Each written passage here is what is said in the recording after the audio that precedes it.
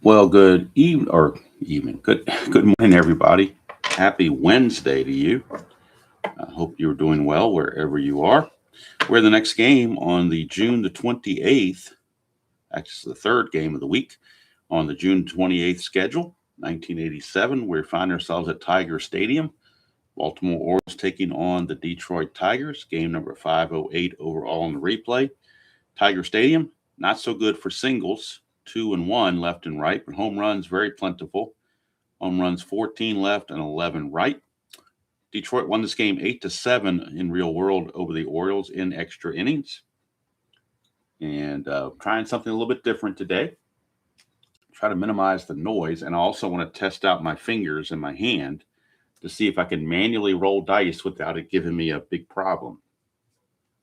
So we're going to go with, I'm going to eschew the dice tower and go to this little felt dice tray and see how that works for this game. Just an experiment, see if it works. If it doesn't work the way I want it to, then we'll go back to the dice, normal dice tower as usual. This being the old standby right here. That's the old normal one there.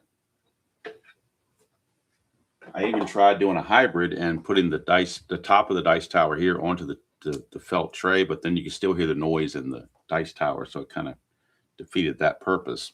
But anyway, we'll get going here. Eric Bell, left-hander for the Orioles, be taking on Jeff Robinson, a right-hander for the Tigers in this one. And we'll do some of the peripherals here. I do need to write in. Forgot to write in the wild pitch and balk numbers on Robinson. He is a 6 wild pitch and a 9 balk.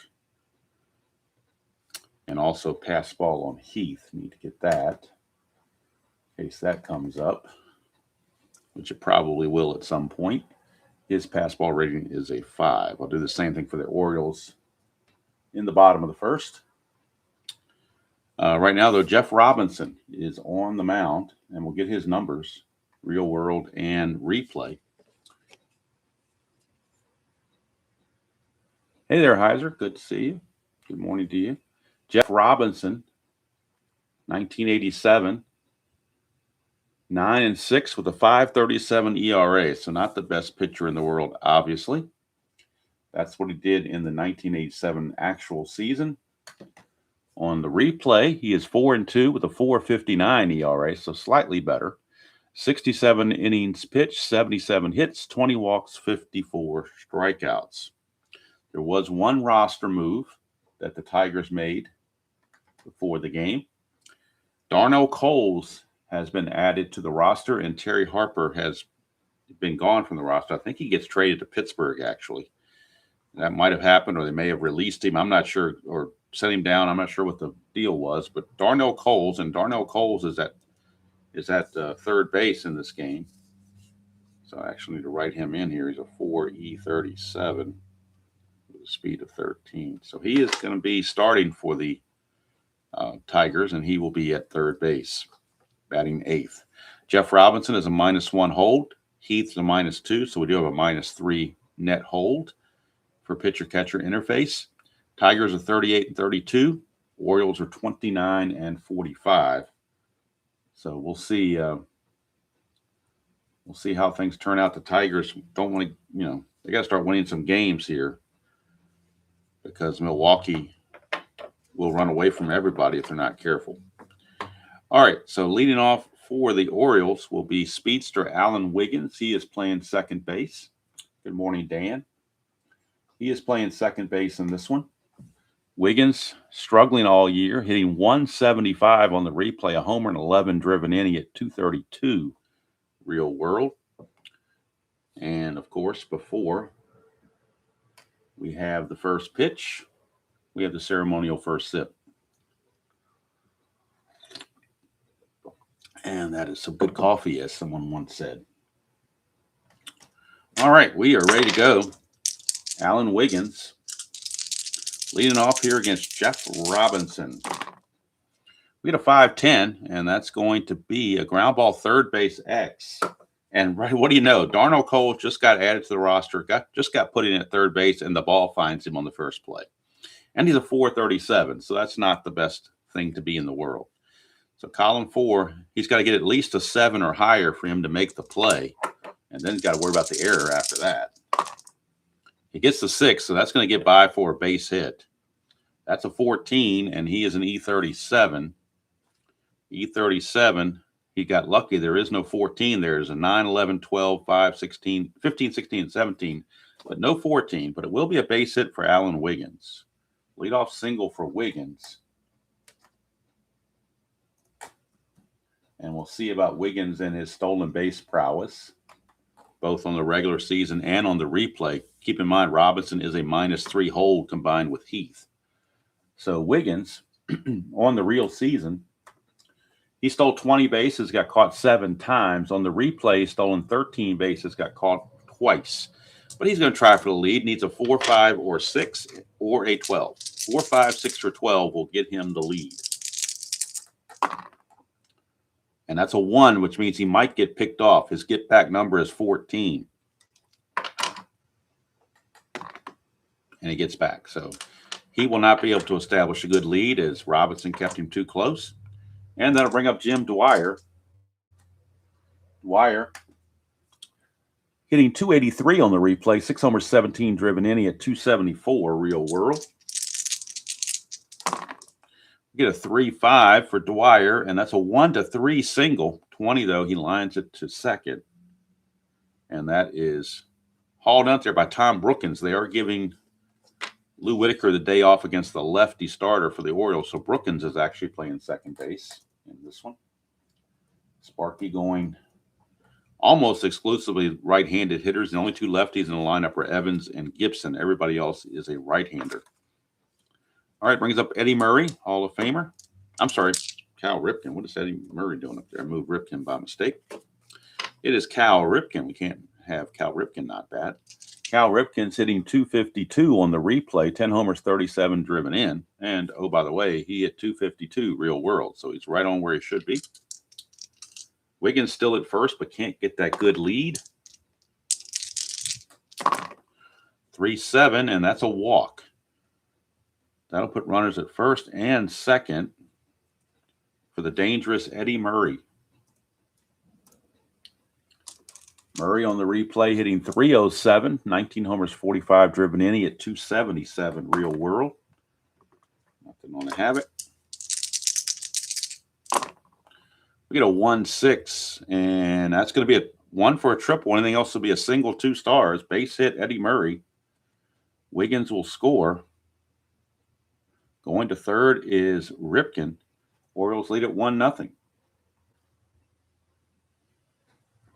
1-0 in favor of the Orioles. That's a run batted in for Eddie Murray. Yes, Dan, I felt like I wanted to try this out because I felt like the dice tower was awful loud. Until I get some felt to go inside of it, I thought I'd switch off and try this, and my hand's feeling okay to roll dice. It's also a test for my fingers to make sure that, at the end of the game, I'm not hurting after rolling these dice.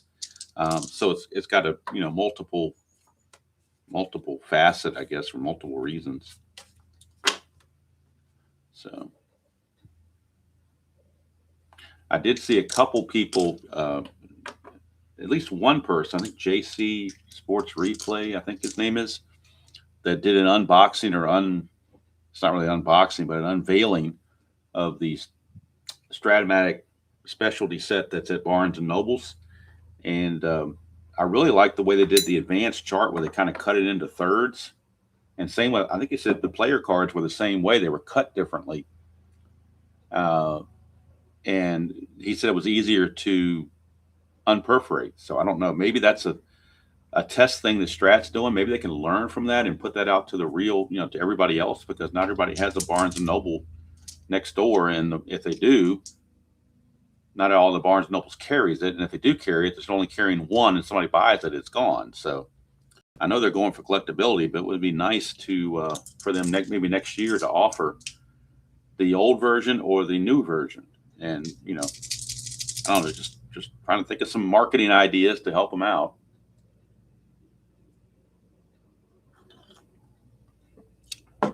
Just thinking out loud. All right, here is Eddie, and kind of things I know. Put it into category. I'll take things that'll never happen at Strat for 500, Alex, because that's never going to happen. But it's nice to think about it. All right, here's Fred Lynn. Runners at the corners, 1 out. They're playing back for a double play. They expect this to be a high-scoring game. It was 9-8 or 8-7 real world. So Fred Lynn hitting 220 on the replay, 18 homers, 38 driven in. He hit 253 real world. That's a 5-7 left-handed. That's a 1-8 single. That's a 20. So he lines it to Brookins again at second base for out number 2. Now the infield can go back to the normal depth. 2 outs, clutch situation for Ray Knight. Knight on the replay hitting 237, 9 homers, 29 driven in. He at 256 real world. And in the clutch for Ray Knight, he will lose a hit on 112 and also on 3-5 and 2-8. 3 different spots where he loses hits. And I don't know if you said you had the tower store like I do. I don't know if you've experimented trying to put maybe felt down over the sides to try to limit the noise. I'm thinking about maybe doing something like that. I don't know. Because I do like this sound is a lot better, obviously. All right, here's Knight. That's a 5-12, and that's a strikeout for Robinson, his first of the game. Couldn't have come at a better time. Orioles get a run, but that's all they get. We go to the bottom of the first. It is Baltimore 1 and the Tigers coming to bat. And Eric Bell, a left-hander. Eric Bell, a left-hander.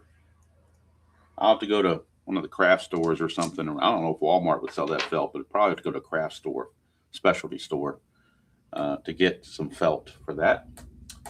All right, so Eric Bell. Let's look at Bell's numbers on real world and on the replay. Eric Bell, left-hander, it was 10-13 with a 5.45 ERA in the actual season. And on the replay, he's 4-4 with an ERA of an even 6.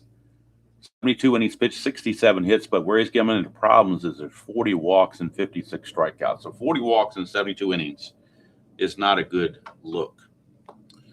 And speaking of not a good look, Tom Brookins is actually leading off for the Tigers in this game because they're giving Whitaker the game off. He is available to pinch hit later on or come in for defense, but he's starting the game with Brookins against the lefty Bell. But not only do you lose Whitaker's leadoff spot in the order, but the defense is much, much worse. 2E20, I think, is Whitaker, and he's double that, 4E41. So we'll see. All right, here is Brookins. He is hitting 239 on the replay. 4 homers, 22 driven in. He at 241 real world. Against the lefty Bell, 3-5, and that's a fly to right. And Jim Dwyer will haul that in. I must admit I have to get back used to actually rolling the dice instead of just dropping them in a tower. It's a big difference. And I'm trying to juggle the score sheet and a coffee cup. Got to get used to this. All right, here's Bill Madlock. He is the designated hitter. Let's see here. Madlock on the replay hitting 273, 2 homers, 6 driven in. He at 279 real world. 4-4 for Bell, and that's a walk. First walk issued by Bell. And that'll take us to Kirk Gibson, left fielder. Madlock, no threat to run. Gibson hitting 332 on the replay, 13 homers, 41 driven in. He at 277 real world. Nothing on the Havoc. 4-5, lefty is a ground ball second base C. That'll get the runner Madlock to second base with 2 outs. Play made by Wiggins. And now that will bring up Alan Trammell in a clutch situation. Alan Trammell is the league's leading hitter in this replay. He is hitting 407. 15 homers, 56 driven in. He hit 343 real world. That's a 2. Balk or pass ball chance on Bell, and that's one thing I forgot to do before in the bottom of the first was do his balk and pass ball chances. I forgot to write that down. So balk, wild pitch balk is a 13 and a 2 for Bell. And I think Kennedy, off memory, is either a 2 or a 3 pass ball rating. Let me double check that real quick. It's either a 2 or a 3. I think it's a 3. No, it's a 2. Pass ball rating of 2. So we're checking balk or pass ball, which is not likely for either because both of them have ratings of 2. We are checking the pass ball. So 1 to 2 for a pass ball on Kennedy, and that's not going to happen. So now here's Trammell. 1-6 for Trammell. That's a 1 to 2 triple. 3 to 20 is a double. That'll score Matlock, and we got a tie game. So first base open. They elect to pitch to Trammell, and it ends up costing them right there. RBI double for Trammell, his 57th run batted in of the game, and we're tied at 1 apiece. That'll bring up Larry Herndon. Herndon, the right fielder in this game. He is hitting .324, 6 homers, 18 driven in the replay. And, oh, by the way, he's hitting .324 real world. He's had 105 replay at-bats. He had 225 at-bats real world. Clutch situation for Herndon. Let's see. Looks like he's completely neutral in the clutch. 1-9, and that is a line out to short. So each team putting a run up on the board in the first inning. We played 1 inning to play. It's 1-1. Tigers and Orioles. I remember this game vividly. I was watching it as it happened. And in the bottom of the 9th, the Tigers hit 3 consecutive home runs to send the game to extra innings off of Tom Niedenfuhr. Then the Tigers won it in extra innings. Bill Madlock hit 3 home runs in the real game, too. You can look, as Casey Stengel once said, you can look it up. All right, here's Terry Kennedy. Kennedy hit .238 is hitting .238 on the replay. 14 homers, 33 driven in. He hit .250 in the actual season. 4-6, and that is a ground ball shortstop X. So we're looking at Trammell. He's a 1. We know he's going to get to it. The only error chances on a E21 are 6, 15, and 17. He's got to avoid 6, 15, and 17. And he does that very easily. So Trammell will make the play, throw out Kennedy. 1 away. Takes us to left fielder Larry Sheets. Sheets hitting .314 on the replay, 10 homers, 25 driven in. He hit .316 real world. 6-4, and as a fly ball center field X. Fly ball center field X. Center fielder is Chet Lemon. He's a 2E4. 2E4. 2 and a 5. 2 and a 5. He will get to it with an F2. That's a 10. I don't think there's no problem there. So Chet Lemon makes the play. Larry Sheets is out. And here's Mike Young, designated hitter. Very rare to see a DH batting 9th. But if you're going to have a DH, to me, they should have to bat 9th because they're replacing the pitcher. So maybe I could get on board with DH a little bit better if you made him bat 9th. All right, here's Mike Young. Hitting .216 on the replay, 8 homers, 23 driven in. He hit .240 real world. 1-7, and that's a strikeout. Second for Robinson, and that's going to end the inning. 3 up, 3 down go the Orioles in the second. We go to the bottom of the second, still 1-1. And we bring up Chet Lemon to lead things off. He had really been struggling. He's gotten a little bit better. I mean, his average was below 200 there for a while. He's hitting .229 as of now on the replay. 5 homers, 19 driven in, but he hit .277 real world. So he is the Joe Carter of the Detroit Tigers, no question about it. So here's Lemon against the lefty Bell, 5-10. Ground ball third base X, that's Ray Knight. He's a 4E23 for Knight. Ooh, 4 and a 5 is not good.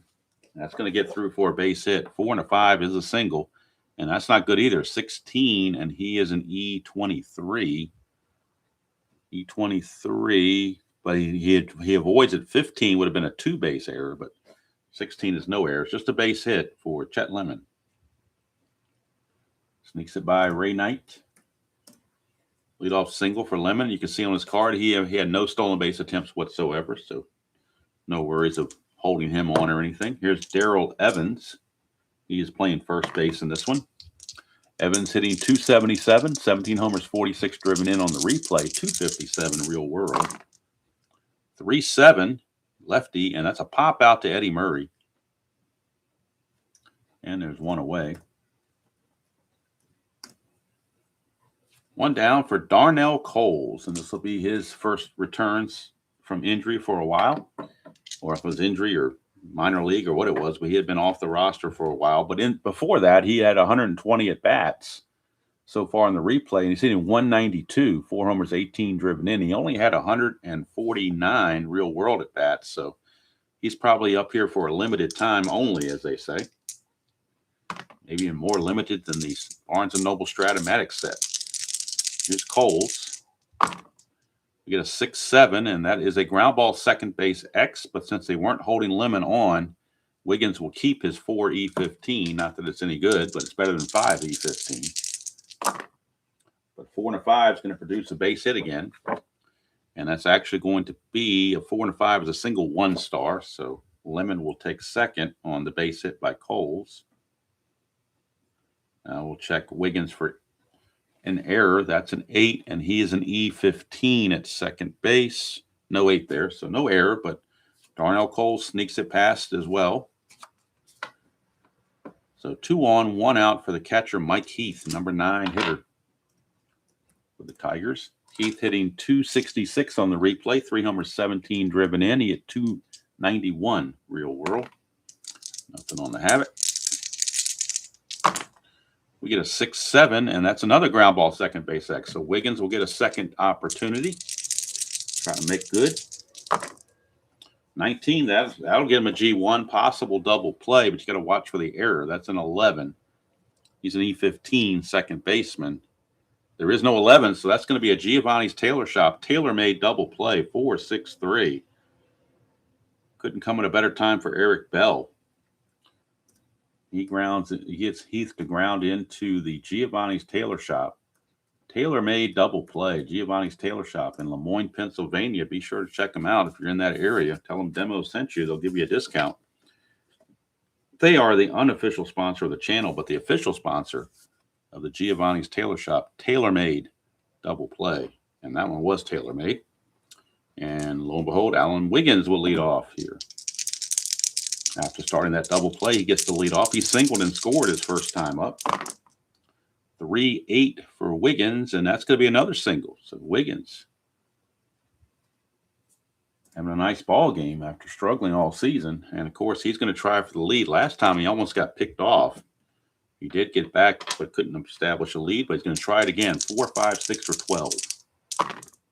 Can't get that lead, so he will hold. He hasn't figured out Jeff Robinson's move yet. And here's Dwyer. 3-5 for Dwyer, and that is a 1-3 single. 16, though, will be a line out to Brookins. And that's the third time that the Orioles have lined out to second base in 3 innings. So Dwyer is out, and that brings up Cal Ripken. Ripken walked his first time up.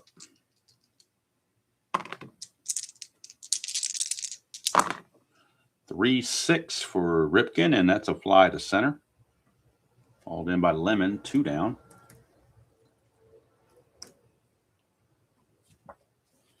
Don't know if I'm going to keep this setup with this particular felt tray here or not. I do kind of enjoy it. I can feel it on my hand a little bit, though, now. After a couple innings, my hand's starting to feel it. Hopefully I can get through the game. Or I can start rolling left-handed, which might be kind of weird, but I could try it, I guess. All right, here's Eddie Murray. 1-6 for Murray. That's a 2-20 single. It's 2-star singles. Put runners at first and third. Eddie Murray, 2 for 2.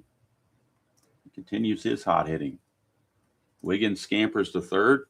Now a clutch situation for Fred Lynn. Lynn, first time up, lined it out to Brookins. Lynn in the clutch gets 1 hit on 2-2. Everywhere else he is neutral. That's a 1-9, and he's going to fly it to right field. Herndon is there, and the inning's over. Nothing doing for the O's. Go to the bottom of the third, still 1-1. And Tom Brookins will lead things off for the Tigers.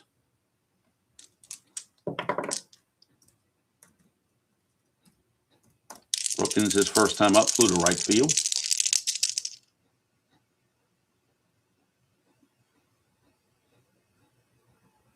Oh, thank you, Dr. D. I'll have to check that out. I mean, I like my dice tower. I paid $60 for it back, a few years ago. But it is, I mean, in all honesty, it is a little loud. I prefer something a little bit less wood sounding, I guess. I like more of a plastic sounding or a felt sounding. So, yeah, I'll check it out, Dr. D. Like I said, right now I'm also doing it to test my hand and my fingers to see how I'm doing. I can feel it a little bit in my fingers. Not too bad, but only gone 3 innings, too. So maybe by the 8th inning, I might feel different. I don't know. Here's Brookins. That's a leaner, but I'm going to go ahead and push it down 1-8. And that's a ground ball to short. Ripken is there, 1 away. 1 down for Bill Madlock. Walked and scored his first time up. 1-4, and that's a ground ball right back to Bell. Easy 2 up and 2 down so far for Bell. And we send it over to Kirk Gibson. Doubled. Oh, I'm sorry, he grounded to short grounded to second his first time up. 2-8, and this time he will, against the lefty, he will walk. He would have struck out against a righty, but against the lefty Bell, he actually walks. Interesting thing there. Now Gibson's going to try to get a lead. Bell is a 0 hold, and so is Kennedy, so no change there for Gibson. If he gets the lead, it'll be a 1-17. He needs a 5 or a 6. He got it, so it's a 1-17 to steal second base. And he does, and it's a possible throwing error on Kennedy, although his T rating is only a 2. So there is no throwing error, but it is a stolen base for Gibson. And we'll get the numbers on Gibson as far as stolen bases go, both on the replay and real world. See how many attempts we're getting here. Gibson stole 26 bases, got caught 7 times real world. I've only had 4 steal attempts with Gibson this replay, so this is the 5th attempt. He's now 4 out of 5 on stolen bases. So Gibson is 4th stolen base, but he has not had a lot of opportunities for whatever reason. Maybe because he's in front of Trammell and don't want to take the bat out of Trammell's hands or something. I don't know. Now, by doing that, it does open up first base, but they're going to go ahead and pitch to Trammell in a clutch situation. Against lefties, Trammell loses a couple of hits here, 1-8 and 1-10. Also 3-12 and 2-6. All of those are turned into outs. That's a 5-6, and it's a strikeout for Bell. That is his first strikeout of the game. Came at a really convenient time. Keep the Tigers off the board. That is a terrible looking K. I'm going to redo that. I don't know what I was writing there, but that didn't turn out well. Let's kind of make this look like an actual K now. 1 there for the first strikeout of the game. So Bell gets out of it. We played 3 complete in Detroit. It's still 1-1. Tigers won the real game 8-7. Robinson back out. Robinson and Bell both have fatigue factors of 5. So I don't expect complete games by any means from anybody. Here is Ray Knight. Struck out his first time. 5-9. 5-9 to fly ball to left field. Hauled in by Gibson. 1 away. Brings up the catcher, Terry Kennedy. Kennedy, his first time up, grounded to Trammell. 3-5 for Kennedy, and that's a home run. Home run 1-8, but that's a 14, so he will fly it to Herndon right at the warning track for out number 2. And that brings up Larry Sheets. 4-8, lefty struck him out. Robinson gets the K, his 3rd of the game. And that will end the inning.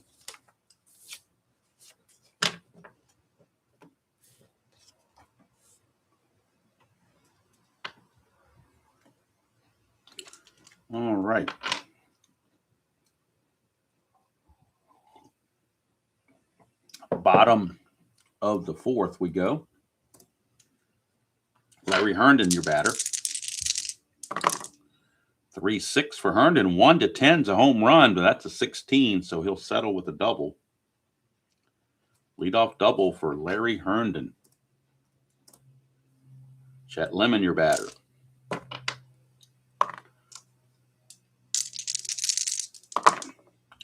4-3. And that's a ground ball shortstop X. Ripken, a 2E20. 2 and a 6. 2 and a 6 is a G2. Not holding Herndon on, so the pound's irrelevant. G2, and that's a 7 with an E20. It's short. There is no 7 there, so let's just double check the G2 with a runner on second base. Here it is right here. Runner on second base, infield normal, is to the right. So that says if it's hit to short, pitcher or catcher, C decide. I don't think Herndon wants to, with that being the first out, they're going to just hold him here at second base. Not going to do anything foolish, as he doesn't run all that well. One away for Darrell Evans. Good morning, Jason. Good morning, David. Good to see all of you. All right, here is Evans. 6-7 and lefty. He's a ground ball second base X. Wiggins is a 4E15. 4-20, he'll get to that. E15 and an 8 at second base. There is no 8, but with it being hit to the right side, now Herndon will get to third base. But now there's 2 away. Clutch situation coming up now for Darnell Coles. He singled his first time up. He's got the go-ahead run at third base, and Larry Herndon. Coles in the clutch will lose a hit on 1-2, and that's it. 1-7, though, is a fly to center, and that's going to end the inning. So Bell pitches around it. And at the end of 4, we are tied at 1 apiece.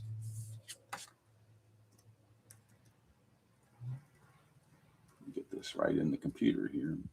So we're straight. There we go. So starting off the 5th, this will be the fatigue inning for both starting pitchers. It'll be Young, Wiggins, and Dwyer due up for the Orioles in the top of the 5th.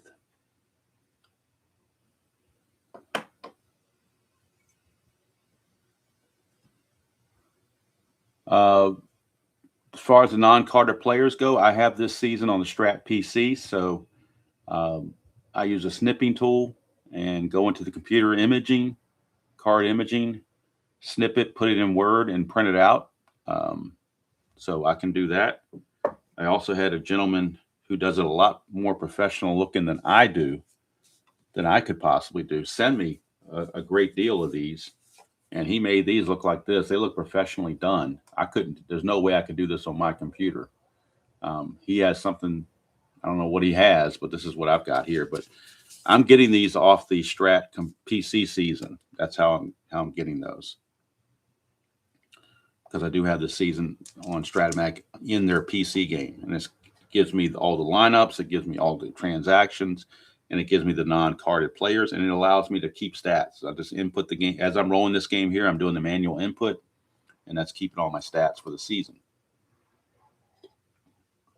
I don't think I would try Strat Replay without having it on the computer as well as a helper, so to speak.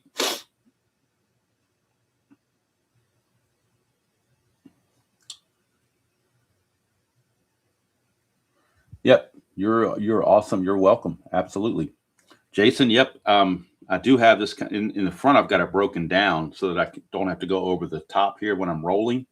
But yeah, these buckles unbuckle and it lays completely flat. Very easy for travel and so forth. So, like I said, I was going to try. I'd attempted maybe to use the dice tower and have it roll into the tray, but it was still making noise going through here. So I felt like that kind of defeated the purpose. And then I thought about using just the dice tower tray part and rolling into that, but you're still hitting that wood and making that noise. So I thought that defeats. So this is the workaround, for lack of a better term. All right. And if you're looking to get the computer game itself, if you're not interested in the 2025 season, you might want to wait until, say, October, November. They usually will bring a sale on the previous computer version, really, really cheap compared to what it is now. And that way, if you're looking for older seasons, you don't have to worry about the newest stuff. That's what I generally do around, not necessarily for the computer, but for the cards. Sometimes they'll have sales going on around October, November, where they have free shipping or whatever, and that's when I buy like 2 or 3 sets because I can get it for free shipping. Because they're older seasons, so it's not really a time factor. Whenever I get them, but I think I counted. I have almost 40. I think I've got 44 or 45 Strat seasons, so I'll never play all of them. So my urge to go out and buy more Strat seasons is not very high. There aren't that many that now if they come out with 75 or 79, that's a different story. But if they keep coming out with stuff like 52 or whatever that I don't care about, then I'll just stick with what I have. All right, off the soapbox. Here's Mike Young. 210 for Young, and that is a ballpark single check. First ballpark single check, but it's only a 1 or a 2. That's a 5. So on the 210, that will be a ground ball. We'll keep the ground ball to third. Darnell Coles makes the play, 1 away. Back to the top of the order for Wiggins, and he is 2 for 2 in this game. With a run scored, he's tried to steal twice and hasn't been able to get the good lead. 6-9, switch hitter batting left, and he'll get on base again. 1-7's a triple. That's an 8. It'll be a double for Alan Wiggins. Wow, Alan Wiggins 3 for 3. 3 for 3. You won't have to worry about stealing second. He's already there. And that'll bring up Jim Dwyer.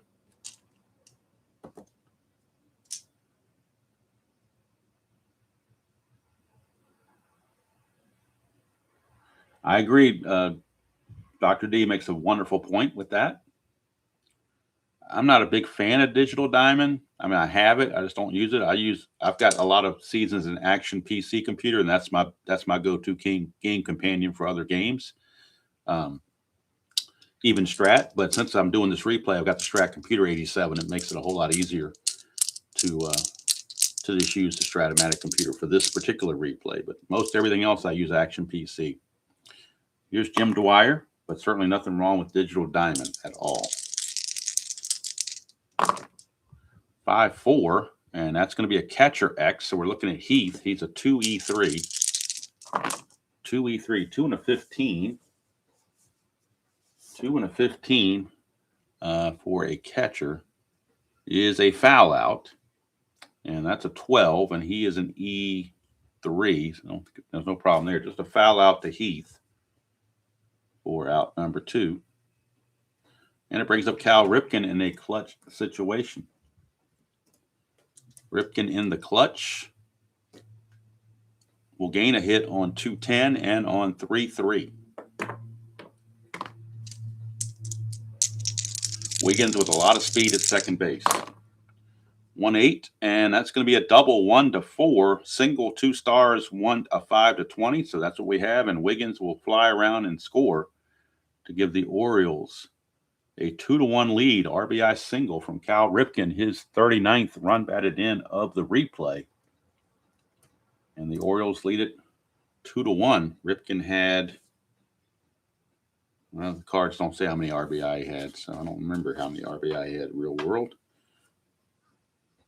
Here's Eddie Murray. He's 2 for 2, 2 singles. That's a 5-9, switch hitter batting left. That's a line out to short. Alan Trammell snags it. But the Orioles take a 2-1 lead as we go to the bottom of the 5th. And this will be the fatigue inning for Eric Bell as well. He'll be facing Heath and then Brookins and Madlock.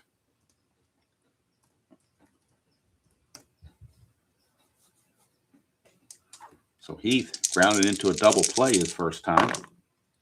2-8, and this time he'll get a base hit to left field. Mike Heath, leadoff single. He's no threat. Well, not really much of a threat to run. He would get caught more than he'd run. So they're going to hold him there. Here's Tom Brookins, top of the order. He is an A bunter. So they're going to have Brookins bunt. Brookins will, I don't usually like to do a lot of bunting, but I think it fits this category here because he's struggling. He's 0 for 2. He's only hitting 237 real world, or on the replay rather. He hit 241 real world, but he is an A bunter. So he will bunt. The corners will come in, make him a B bunter. Make sure there's nothing on the havoc. Nothing. Okay. The white die says that's a 5. It's going to Eddie Murray at first base. And let's see, a B bunter. So he needs a 9 or less. And he gets that 9 right on the number. So it's a good sacrifice. 3-4 by Tom Brookins. That will move Heath into scoring position as the tying run with 1 out. And now the big boys coming up, Madlock, Gibson, and Trammell. So that's one of the rare times that I do a sacrifice bunt, but I try to pick my spots. And I think it makes the most sense. All right, here is Madlock. He is 0 for 1 with a walk. 2-6 for Madlock. He's going to ground it to short. Good thing we did the sacrifice, or that would have been a double play. As it is, just a ground ball to short with Heath holding at second base. So he's still in scoring position with 2 outs. Clutch situation for Kirk Gibson. Gibson 0 for 1 with a walk. In the clutch for Gibson against the lefty Bell. He will lose a hit on 3-2. Everywhere else he is neutral. 3-9 for Gibson. That's a walk, so he will walk again.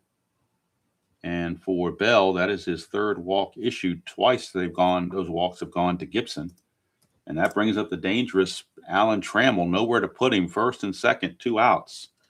Clutch situation for Trammell. We've already seen Trammell does lose 4 hits in the clutch. So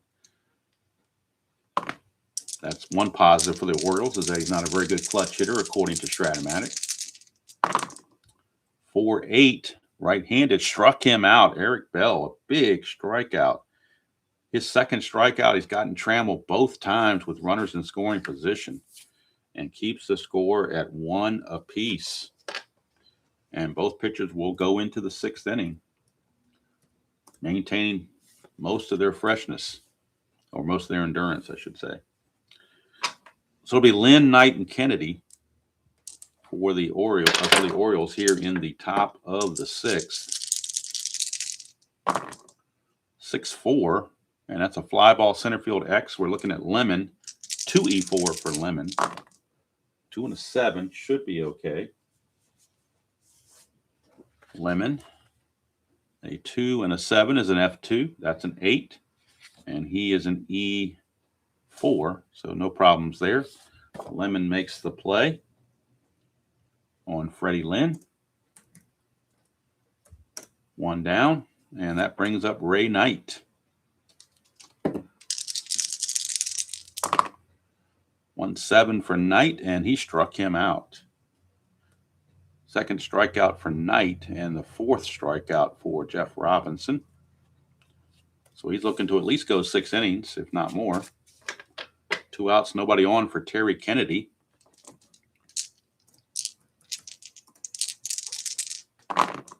6-6, and that's another strikeout for Robinson. There's a dot there, but he has not reached his fatigue yet, so the strikeout stands. Then we go to the bottom of the 6th, still a 1-1 ball game. Maybe the old felt tray here is favoring the pitchers.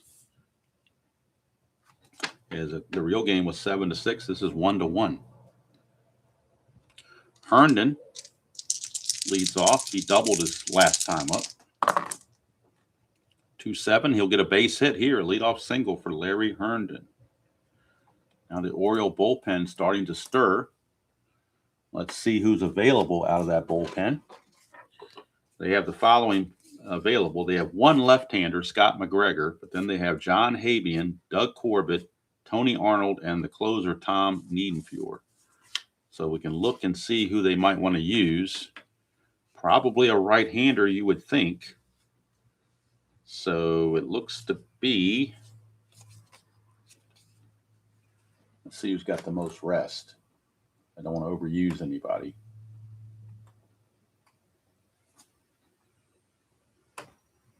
Arnold certainly has plenty of rest. So does Habian. They both have good rest.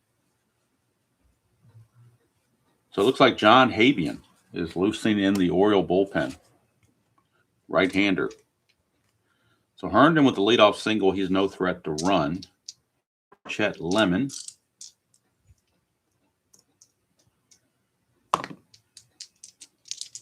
Lemon 1 for 2. It's a 1-6, and it's a fly ball to center field. Fred Lynn makes the play. One away, and here is Darrell Evans. First baseman, lefty-lefty matchup. He's 0 for 2. 2-7, make him 0 for 3 as he strikes out. Third strikeout for Bell.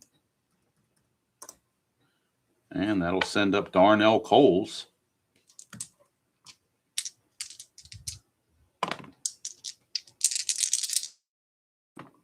3-6 for Coles, and that's a ground ball to Ripken. That will end the inning.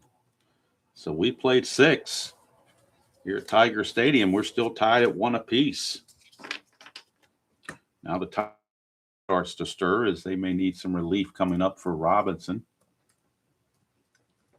We'll see who the Tigers have. It's a limited bullpen for the Tigers. They have 4 pitchers they can go to. 2 lefties, Mark Thurman and Willie Hernandez, and 2 righties, Mike Henneman and Eric King. Those are the 4 arms available out of the bullpen. Orioles will have Sheets, Young, and Wiggins due up. They're going to let Robinson start the inning at least here in the top of the 7th. But we do have Eric King loosening in the bullpen. Eric King. Right now it is Larry Sheets. And someone, I'm not sure if it was Dan or somebody, talked about switch rolling. So I'm going to try it with my left hand here and see how this goes. 1-7, and that is a ballpark blast for Larry Sheets. 1-14, it's gone. I don't know if that's a tainted home run because I rolled it left-handed or not, but Larry Sheets says thank you very much. 1-7 is a ballpark blast and a 1-14. Let's do the close-up of the home run. Larry Sheets against the right-handers, a 1-7 is clearly a ballpark blast. Tiger Stadium, 1-14, double dies a 9. So Larry Sheets puts the Orioles in the lead 2-1 with the home run. Larry Sheets did hit 31 home runs in the real season. For the replay, that's his 11th home run and his 26th run batted in. 2-1 Orioles now. Here's Mike Young.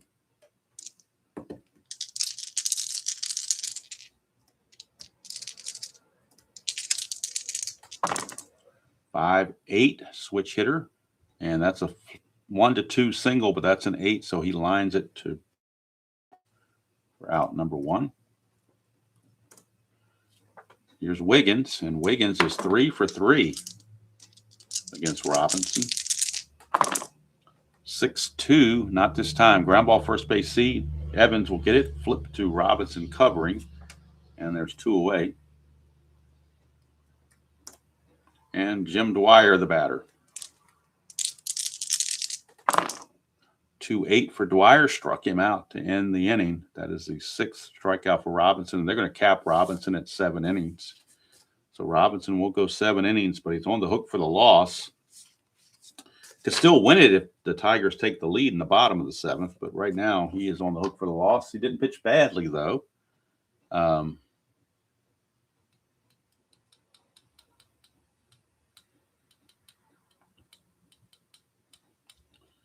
3-1 ball game. So he gives up 3 runs, all earned. He's going to give up 7 hits. He's going to walk just the 1. He walked Ripken in the first, and that was it. And he struck out 6. So a quality start for Robinson. He just didn't get any run support, or hasn't got any run support yet. So here's Eric Bell, and this will be his last inning as well, I imagine. Heath.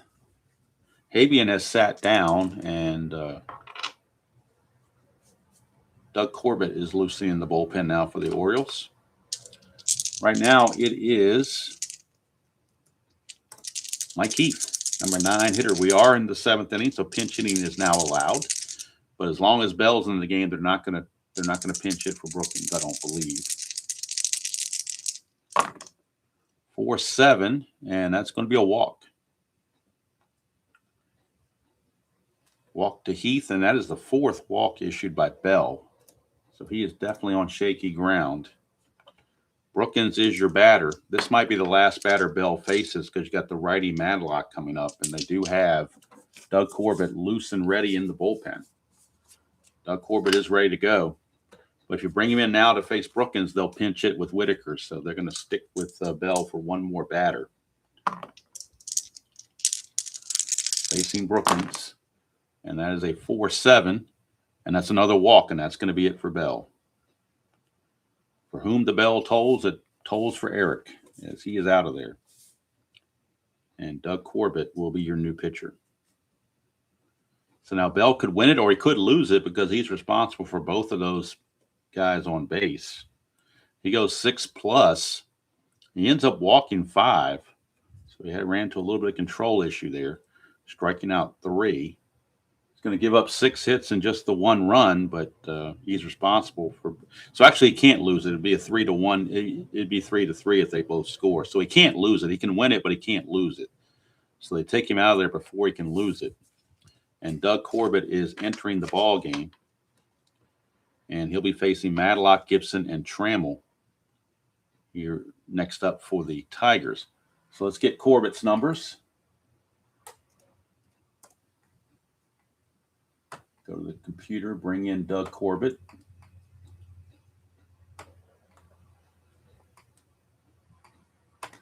So Corbett on the real season, 0-2 with a 7.83 ERA and 1 save. On the replay, he's only pitched 2 innings. His ERA is 0. 2 hits allowed, no walks and a strikeout. So very small sample size, obviously. And he's going to start with Bill Madlock. And just to be fair, I'm going to roll 1 at bat for the Tigers left-handed after I roll the Havoc roll. Now, this one for Madlock is going to be left-handed, just to make it fair since I did one for the Orioles. We'll make 1 left-handed roll for the Tigers. 2-11, and that's going to be a fly ball to right field. Now, they both got their left-handed rolls in, and I'll do right-handed the rest of the way. All right, but at least I wanted to be fair, both sides. Here comes Kirk Gibson.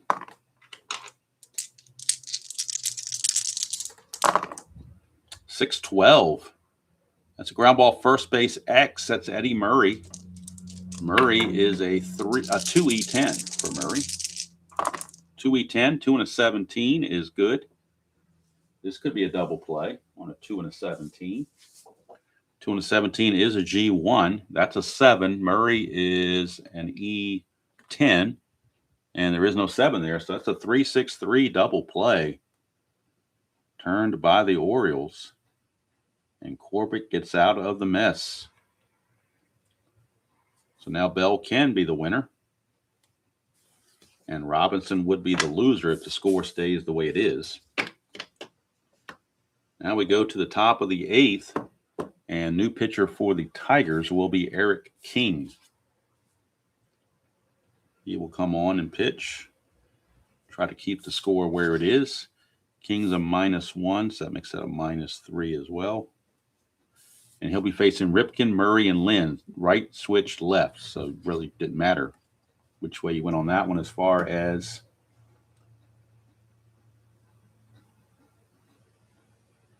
we wish a lot of things. And Yeah, they don't even list on the 87 set. They don't even list all the stats that I would like on the basic side, much less the advanced side. But yeah, I mean, it can be done. I mean, if you look at Doug Corbett, the way the guy made the card for me, all these stats are right here. There's all this white border area. You tell me Strat couldn't type that in there? Like I said, they could do a lot of things, but I almost feel like Strat is like the get off my lawn guy, and they're like old and set in their ways, and they don't want to hear anything innovative, and they're just going to tell everybody to shut up and deal with it. I don't think that's really them, but that's my perception sometimes. So, anyway. So we're going to bring in Eric King to pitch. King is not too overworked, so he's okay. And if we look at King, Eric King, 6-9 with a 4.89 ERA real world. Let's back this up just a hair. And on the replay for King, and he also had 9 saves real world. On the replays, he's done much better. He's 2-2. His ERA is only 2.80. And he's got 4 saves, 64 innings pitched, 55 hits, 24 walks, 50 strikeouts. And he'll start off by facing Cal Ripken. Ripken is 1 for 2 with a walk. 5-4, and that's a fly ball center field X. So Chet Lemon looking to get under that. He's a 2E4, so he certainly ought to make the play. 2 and a 5 should be no problem for an outfielder. 2 and a 5 is going to be an F2, and that's a 10. So E6, E4 and center fielder, no 10. So Lemon, easy work to take care of Ripken. 1 away, and that brings up Eddie Murray. He's 2 for 3. 3-6 from Murray, and that's a fly ball to right field. Herndon puts it away, 2 down. Keep in mind the Tigers do have Lou Whitaker on the bench as a pinch hitter, so I'm sure he will make his appearance at some point. Here's Fred Lynn. 2-2 for Freddie Lynn, and that's a fly to center. Would have been a clutch hit in the clutch, but there is no clutch situation here. And King goes 1-2-3 on the Orioles here in the top of the 8th. We go to the bottom of the 8th. Corbett back out will face Trammell, Herndon, and Lemon. Trammell, Herndon, and Lemon.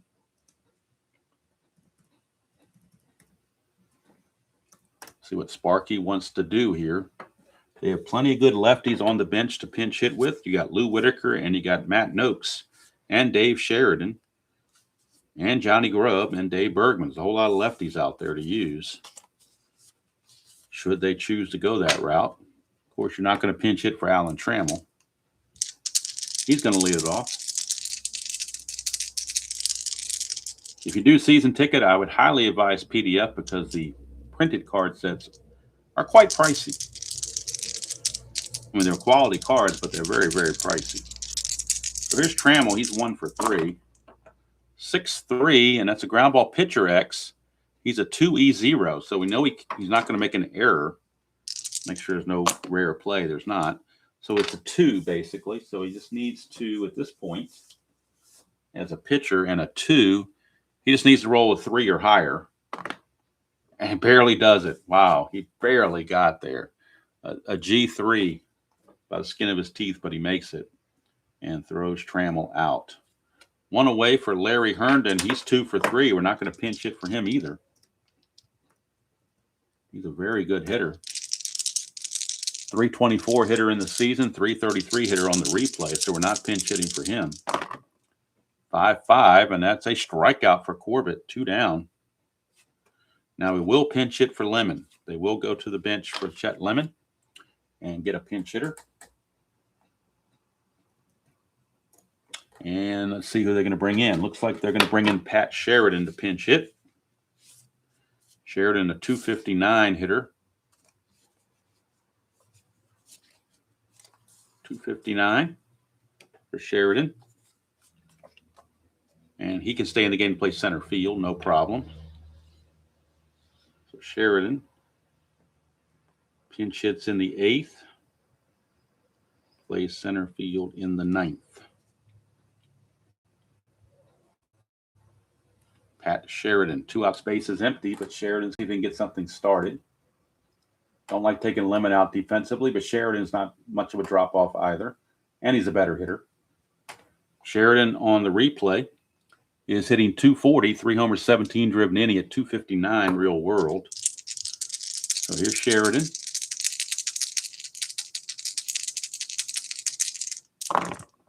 .411, and that's a ballpark blast for Sheridan. 1-14, but that's a 16. Boy, that's the way this game's going for the Tigers. I thought it had a quality pinch hit home run here, but Sheridan couldn't find the D20 he needed. He needed a 14 or less, and he found a 16. So just a deep fly to right, and Dwyer hauls it in at the track.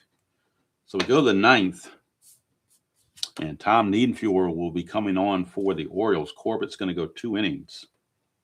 And he pitched pretty well, obviously.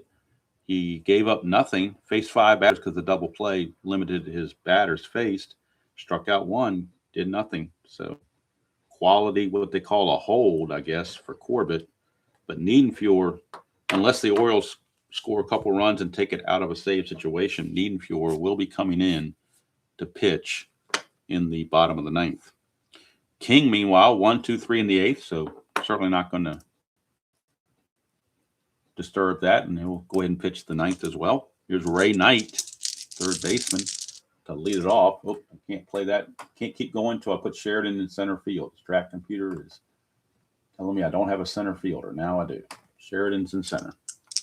All right, here's Ray Knight. 4-4, and that's a catcher X. We're looking at Heath. He's a 2E3. Should make this play easily. 2 and a 10, and a 2 and a 10. 2 and a 10 is a P/F, but nobody's on base, so you can't have a pass ball. It's just going to be a foul out. That's a 7, and he is an E3, so no error there. So it's the foul out to Heath, and Knight is out of there. 1 down, and that will send up Terry Kennedy. He's 0 for 3. 6-10, and that's a ballpark single check. It's only a 2, though, so that we'll keep the fly to left field to make it out number 2. And here's Larry Sheets. Sheets homered last time up. 3-9, and this time he'll draw a base on balls. Walk issued to Sheets, brings up Mike Young, number 9 hitter. He is 0 for 3 from the DH spot. 4-9, and that's another walk by King. So back-to-back walks after the first 2 are out. Brings up Alan Wiggins, who is 3 for 4, is Mr. Wiggins. However, the Orioles could think about pinch hitting if they so chose, although all their good pinch hitters, or all the good lefties are already in the lineup. They do have Lee Lacy and possibly Rene Gonzalez, 267 hitter. Wiggins is a 232 hitter, but he is 3 for 4, so it's kind of hard to pinch hit for a guy that's 3 for 4 in the game. So we're going to leave Wiggins in there. And let's see what he will do in the clutch. You can see here, he's not very good in the clutch. That whole column 3 here, 3-8, 3-9, 3-10, all go away. Those hits all go away in the clutch. So we'll see what happens. King to Wiggins. 6-9, switch hitter is a fly to right, and that's going to end the inning. So we go to the bottom of the 9th. King did his job. He went 2 innings, and he gave up nothing. He did walk 2 guys, but he gave up nothing else. And now it's all down to Tom Niedenfuer facing the Tigers. Tom Niedenfuer. He'll be facing Evans, Coles, and Heath, the scheduled hitters. But we got some lefties out there on the bench that are going to be pinch hitting for sure, namely Lou Whitaker. And also Matt Noakes will pinch hit with both of those guys. get them in the bat. But right now, Tom Niedenfuer coming on. So we look at Tom Niedenfuer. Tom Niedenfuer, 1987, was 3-5 with a 4.99 earned run average. He did garner 9 saves real world. On the replay, he is 2-2 with a 2.73 ERA and 4 saves. 66 innings pitched, 55 hits, 26 walks, 50 strikeouts. These are his combined numbers with the Dodgers and the Orioles, as he was traded for John Shelby mid-season. So it'll be Evans, and then we'll get a pinch hitter for Coles, and we might get a hitter for Heath as well. But we know we're going to have Matt Noakes. Matt Noakes will pinch hit for Coles. So we're going to have Noakes pinch hitting for Coles.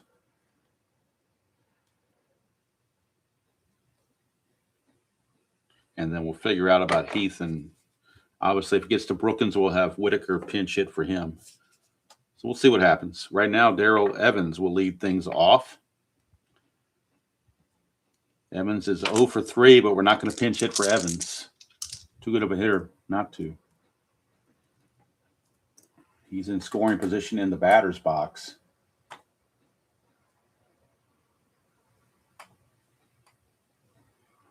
So we go to Niedenfuer out of the bullpen.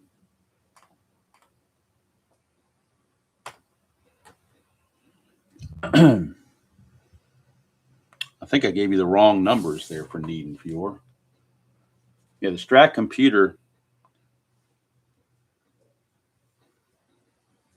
Okay, no, okay, this was right for Niedenfuer, but I gave the wrong replay numbers. I was looking, I think it's somebody else. I might have been looking at Eric King by mistake, or Corbett, one or the other.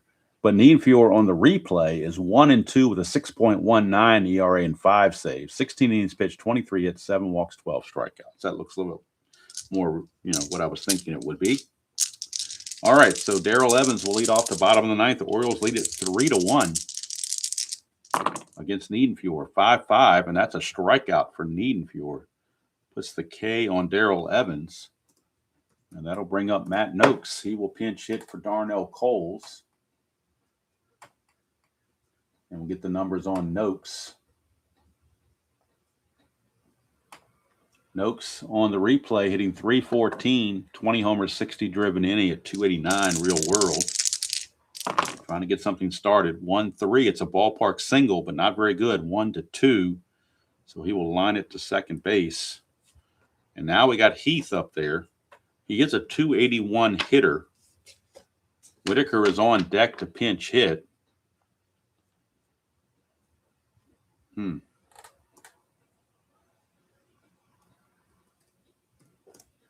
me go back to the bench again and see if there's anybody other than Whitaker that I would bring up here, and I don't think there is. Bergman's a lefty. You could pinch hit with Bergman. 273 hitter. Heath only is 281, but he is a lefty. Heath is, you know what? We're going to pinch hit. They're going to bring in Dave Bergman to pinch hit. They want the lefty, which is better against Niedenfuer. He's got all these diamond shots against lefties. So they're going to bring in Bergman to pinch hit. If it goes to the 10th inning, Noakes would stay in the game to catch. Bergman would stay in the game to play first, and Evans would go to third. Is kind of how that would work, I believe. So Bergman pinch hits here in the ninth. As a last chance saloon, Whitaker is on deck, but Bergman's got to reach before Whitaker gets in at bat. And they got to get somebody on base to bring up the tying run. So Bergman needs to get on base to bring up that tying run. Bergman hitting .272 on the replay, 2 homers, 12 driven in. He at .273 real world. Facing Niedenfuer. That's a 2-2, and he flies to center field, and that's the ball game. Niedenfuer, a 1-2-3 ninth inning. And the Orioles deal the Tigers a tough loss. As the Tigers are trying to keep up with the Brewers, but this is not a good way to do it. Their bats went silent today against, quite frankly, mediocre Oriole pitching. But they made Bell, Corbett, and Niedenfuer look like gangbusters. And if we go to the box score, 3 runs, 7 hits, and no errors for the Orioles. 1 run, 6 hits, and no errors for the Tigers. Winning pitcher is Eric Bell. He will improve to 5-4. Niedenfuhr gets save number 6. And the loss to Robinson, he drops to 4-3. So there you have it. Orioles win it by the score of 3-1. First game with this, trying it with this thing here. I don't know what kind of reaction I'm going to get from people versus the actual dice tower. Sound wise, I thought it was better like this, but people might prefer the dice tower. I mean, I don't know. My fingers, it's a little sore right in here, but not too bad. So the Tigers now dropped to 38-33. Let's compare that to what they were in real world at this point. They're 38-33. Real world, they were 39-32. So they're pretty much right on pace where they need to be or where they should be. Orioles improved to 30-45. Real world, they were 31-44. So they're pretty much where they're supposed to be. So as we turn the page for tomorrow, we will head to the heart of Texas for the Minnesota Twins and the Texas Rangers.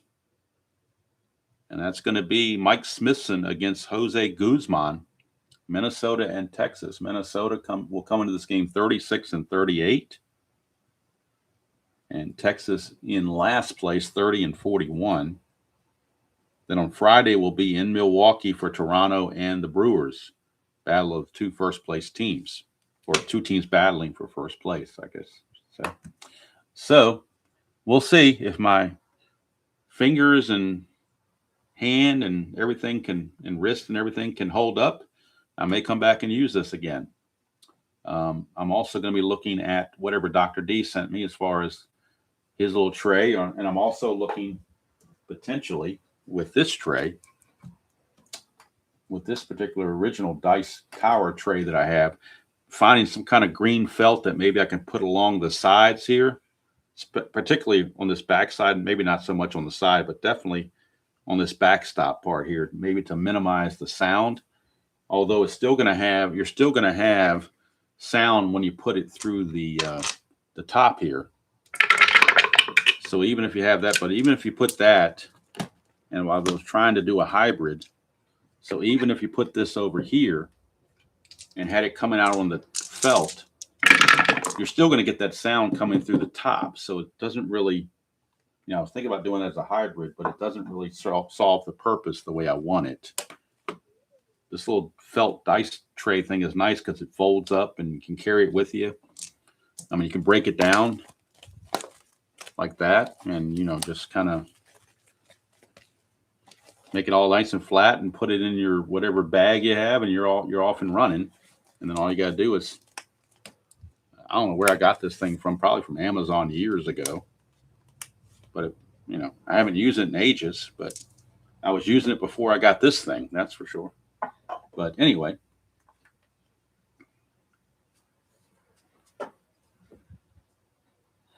Jason, I'll have to check that out.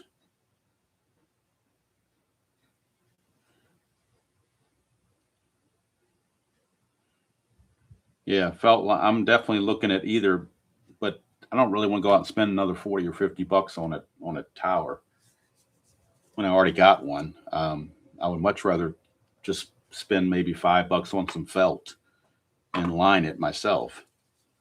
So I'll look into that and see how that goes, because I would like to make it a little bit quieter. Not that we're going to turn Strat into some kind of ASMR video or something like that where people, fall asleep to it and relax just because it's in a felt tray, but at least it might be a little softer on the ears as we're playing it. So that's going to do it from here. Orioles surprisingly get good pitching, take care of the Tigers 3-1 as we look ahead to tomorrow. Looking at Minnesota at Texas. Tomorrow night, if you're so interested in golf, History Maker Golf will have the first 3 rounds. You like the noisy tray. Oh, I mean, it's different things for different people. But tomorrow night, if you're so inclined and like golf, I'll be doing History Maker Golf, the first 3 rounds. Well, actually, there won't be a first and second round. I'm going straight to the third round because there is no cut in this. So we're going straight to the third round of the Riviera Genesis Open at the Riviera Country Club. I think it's just outside of Los Angeles. It's the final game, final tournament in the California swing. And the week after that, we'll be at Arnold Palmer's tournament in Bay Hill. We'll start doing the Florida run starting next week. But this week, it will be from Riviera Country Club, the Genesis Open, 2025 Genesis Open. Ludwig Oberg was the winner in real world. We'll see if he can do it here. The reason there's no cut is I looked at the who actually attended that tournament and tried to make it, and looked at the guys that made the cut and the guys that missed the cut, and the total number of golfers is 72. Well, History Maker Golf suggests that you have 70 make the cut. So I'm not going to go through a whole cut process just to cut 2 guys. So we're going to go ahead and all 72 are going to make it. And we'll put them in our groupings and get their pairings or their threesomes or whatever, and get their scores and get everything set up for Saturday night's final round. But we'll do that on Thursday night, tomorrow night.